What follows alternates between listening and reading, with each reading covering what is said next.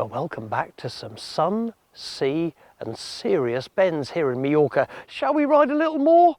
Oh, I think so.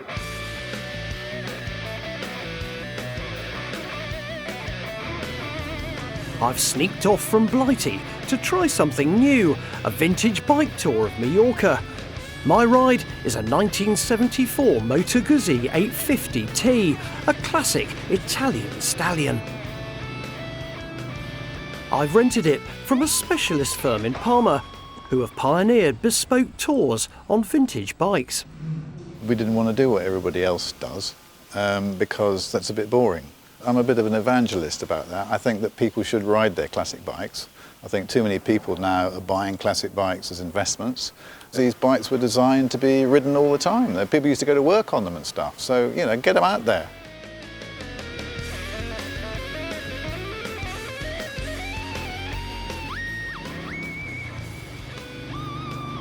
Normally clients ride with a tour guide, but because I know these roads already, he's let me go out on my Todd. The bike's Guzzi by name and gutsy by nature. When you accelerate, the engine flexes in the frame, which takes a bit of getting used to. And the kickstand is only fit for a giraffe. But those are minor things. Well, I think I'm in heaven. I'll tell you what I do think though. I feel that all my old bikes that I'm married to are in the shed at home, and I'm having a little affair with the Guzzi.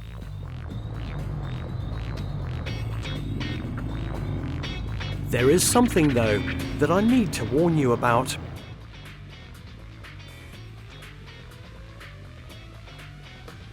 Yup, mammals, middle-aged men in lycra, they get everywhere. Now I too am partial to padded shorts and the occasional race-winning blood transfusion, but on roads like this, I prefer to cruise rather than to sweat. There are millions of them here, bicyclists. Now they're fine on their own, but come across a peloton, that's a whole gathering of them, you might be in trouble.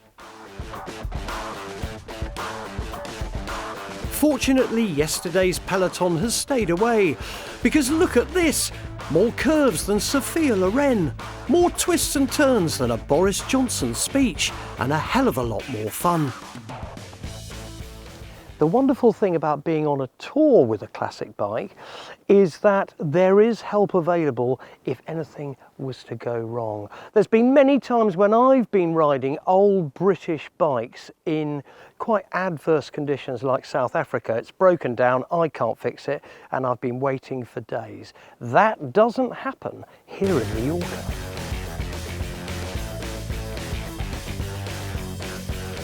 If I was back home, I'd be shivering in my boots, but here the temperature is just perfect. Our destination, the beautiful seaside town of Port Andrax, is just 10 miles away. But the longer it takes to get there, the better.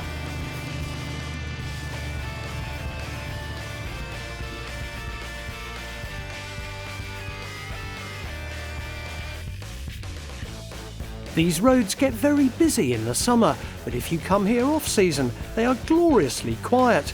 You have to stick to the speed limit, 55 miles an hour, and ride on the right-hand side, of course. But if you've got the time and money, it's a great place for a riding mini-break.